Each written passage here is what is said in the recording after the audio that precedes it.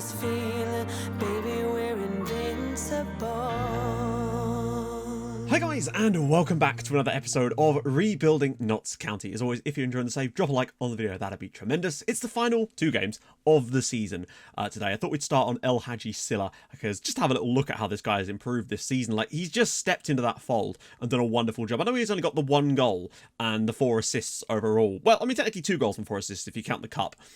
But he really has been phenomenal in that midfield. I was just having a look at some of the analysis stats, and his key passing, he's putting up like Regen booty numbers. Well, we're talking about like in the high, 2.54, I believe, per game, which is phenomenal and exactly where we want him to be, and really, really pleasing. I'm also noticing he's now considered as a wonder kid, so I think we really have a player here, and the longer we can hang on to Silla, the better. I think he could be a real quality force for us in the future.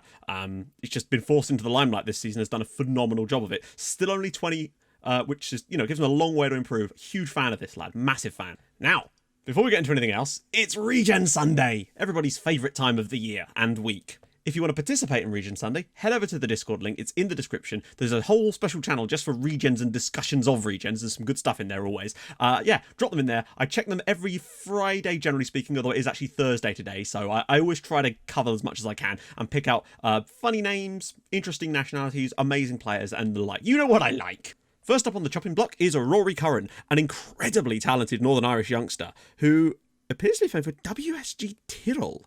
That's a very interesting team to be playing for. Already got 3 caps for Northern Ireland, though, at the age of 17. What a lad. Then Dick. And because when I save these pictures off of Discord, I always save them just by their surname, so I've now got a Dick pic on my drive. Then Simthan Thwan, Schwan? I don't know, I'm struggling with that one. Singaporean striker, playing for Valencia. That's what you love to see. I love it. He looks really decent as well. Then Christian Poo. Like someone said, Matt's not going to be able to resist that. I can never resist a poo.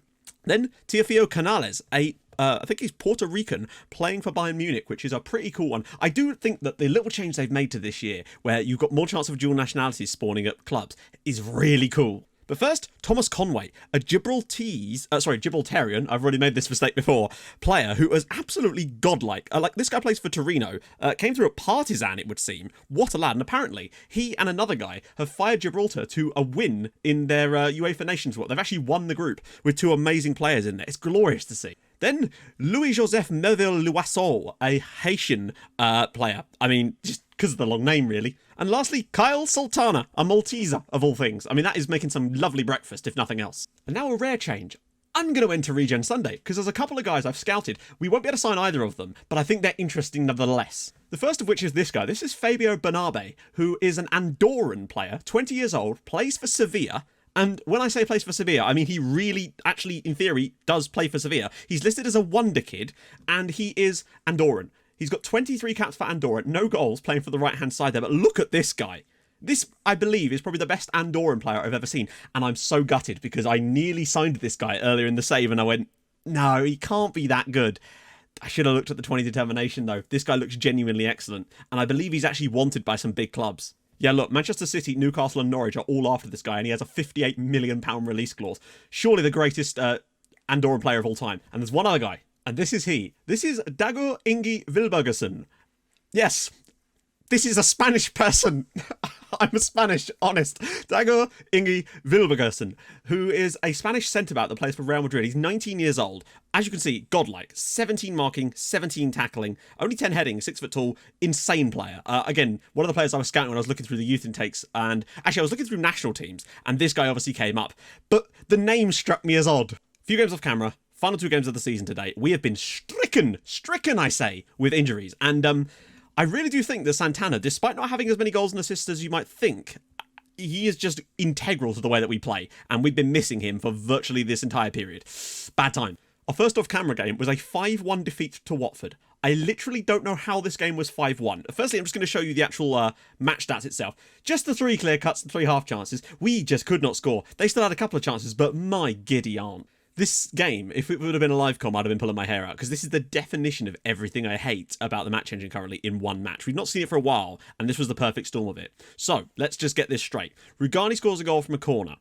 Gael Perrier's own goal was from a corner that they had, but Perrier just headed it into his own net for some bizarre reason. They also got a penalty in there, which Luetti was able to give away, because obviously we've had injuries in a lot of key areas. Then amazingly, we put in a much better performance at home against Liverpool and only lost from a penalty spot, although it was still annoying because that was 6 consecutive goals conceded from sort of set-piece related situations or dead ball.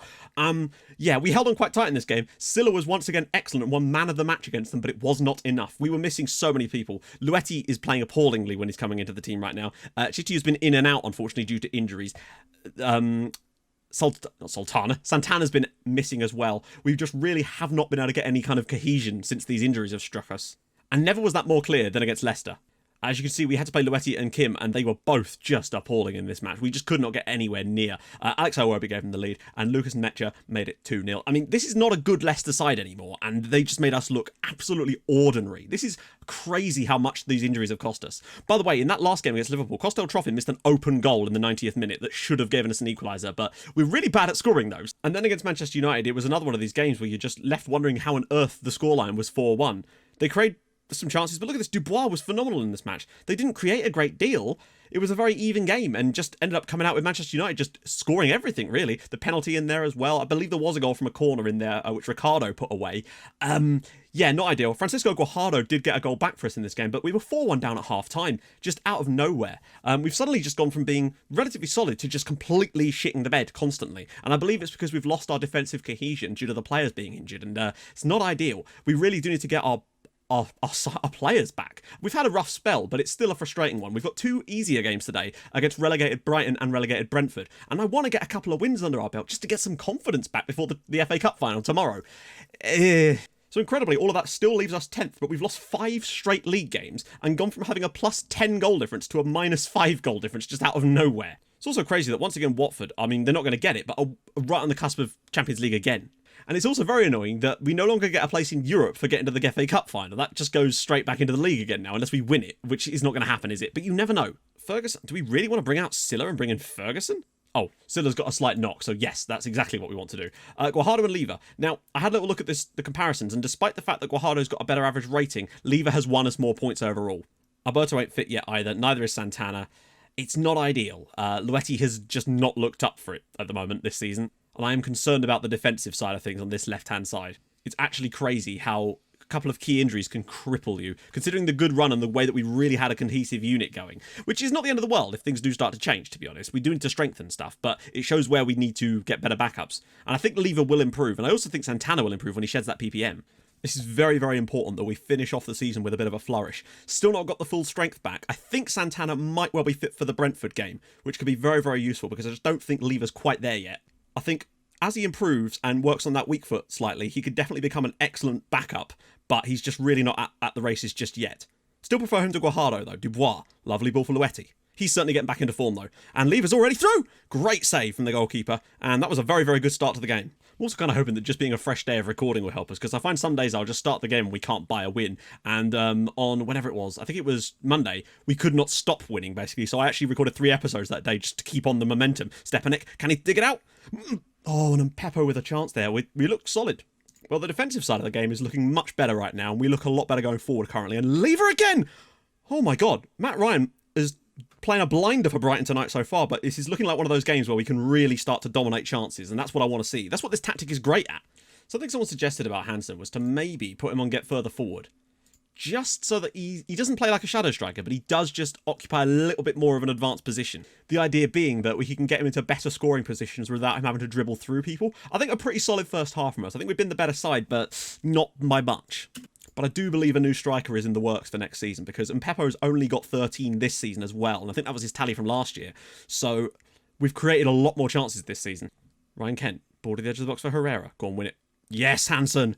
Finds Darren Lever. We've got 3-on-2. Why did Stepanek stop running? Lever's going to have to go alone here. He's all the way through. Darren Lever saved on the rebound, and he puts it in. Darren Lever's 4th goal of the season. We deserve that equaliser, that leading goal. Actually, relatively sensible football from him.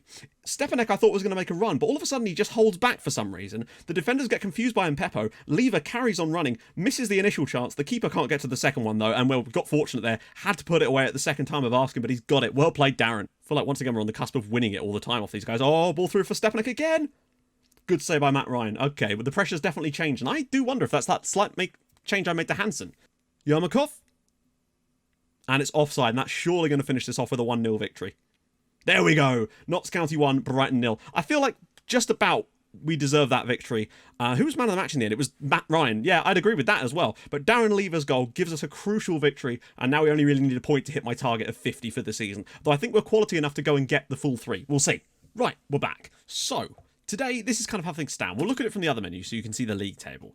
We're currently 9th. Only Villa and West Ham could potentially overtake us. Now, Villa have a much worse goal difference, but they're only a point behind us. Villa are away at Manchester United, though. So I feel like the lowest we're going to finish today is 10th. West Ham host Watford, which is not going to be an easy game. And all we'd need is a point. I think we're going to come 9th, but we do need to go out there and get something good going on in this match. This is, a Brentford side that have quite literally won 2 matches all season and have conceded, how many goals? 84, which I believe is up there with certainly the most goals conceded in the Premier League in this save, but it's the fact they've only scored 18 times. That must be a record low. And the fact that City have only conceded 16 is insane. I think the record is 17, so we'll see. As for today, I want to see Alberto. Is he actually... Oh, hello. We might actually be able to go with both of these lads. Ugh. I'm tempted to not start Santana because his actual condition isn't high enough, and I want to make sure he's fresh and fit for the FA Cup final, because I don't want to risk having him injured again and not being able to play in that game. But having Alberto back, because he's actually got a partnership with Lever, should be enough for us to go for it. Silla, I don't believe is fit. Oh, he is actually. So I'm going to bring back Silla and have Dubois on the bench today. I really do want 9th place for us this season. A draw would be fine, I guess, because it would get us the exact tally of points I was hoping for at the start of the year. But I feel like we should be winning this match and getting to 52, which would be a really good step up for my money, based on our slow improvements. And next year, if we can get that, then I think my plan is basically to try and see how close we can get to getting a European place. If we can sign the right players, essentially. That's to see. Try to close that gap up a little bit. Whether or not we can actually get one is a different matter, because I think there's a huge gap.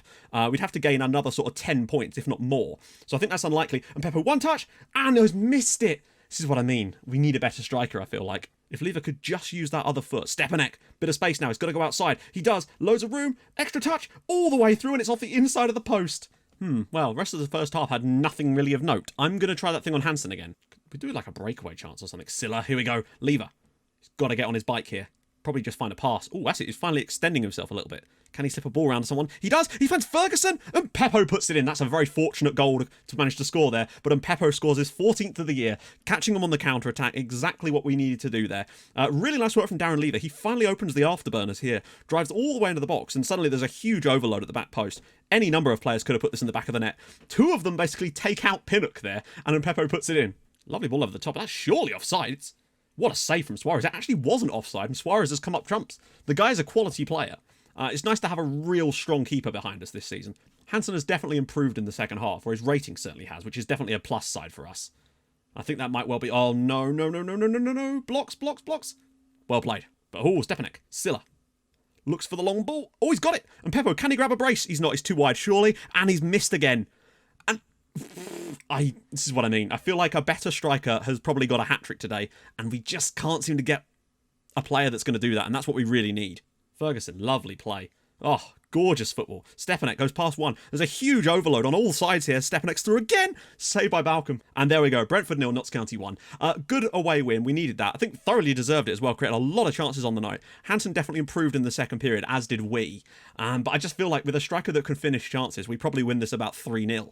And we really do need that. And I think that's the main target for me in the summer, is going to be a striker. I want a striker that can hit 25 goals a season. Not in the Premier League specifically, but just in general. And so far our top scorer has 14, and Stepanek's got 12 by himself. But the most important factor is at the end of the season, we've come 9th. We've got 52 points on the board, which is just what the doctor ordered. It's an 8-point increase over last season. If we could do that again, the thing is, that's the thing. We would still have to catch up 15 points to go challenge for the European spots. That's a lot of points. Now, a striker could maybe gain us 10 points if we could finish that off, but we're still only put us on 62 points. So we really are going to need to build for next season and hope that the cohesion really does count for a lot. Brentford get relegated with 12 points in the end. Brighton go down with 25, and Norwich go down with them. £26 million release clause. I wonder. He has a £26 million relegation release clause. The question is, right, is he actually that much better than what we currently have? That's the real key here. So actually, in all seriousness, he does literally outperform Peppo in every area.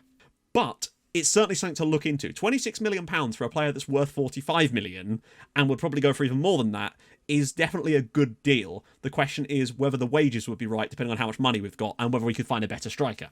As you can see, my scouts reckon he'd want that sort of amount of money. So, there we are. We did have those 5 straight Premier League defeats towards the end. That kind of sucked, and I feel like the injuries were a massive catalyst for that. But we finished it off with 2 kind of scrappy, but good wins nevertheless, away against Brighton and Brentford, to finish on 52 points. An all-round excellent season from us, really. We've done what we wanted to do, which was get top half and get plus 50 points. Really, really important. I think a striker in the summer, massively important for us, but I think there's a lot of areas of the pitch other than that we're actually very, very comfortable in. I still think I could find a better right back that might have better attacking attributes, but Chitiu's done a fantastic job from a defensive standpoint this year, and I'm very, very proud of him. Maybe to look for a Met Salah as well, I don't know. We'll talk about it in the analysis video. But anyway, tomorrow is the FA Cup final against Chelsea. We really do need to decide on a strategy. We're going to look through the other leagues and stuff in that episode, so not to bolt this one out too much. Anyway, if you've enjoyed this episode, and I hope you have, drop a like, that'd be tremendous. If you're new to the channel, subscribe, and I will join you guys in the next episode for the FA Cup final. Hold your gun, Capybara. I'll see you guys soon. Thanks so much for watching. Bye-bye.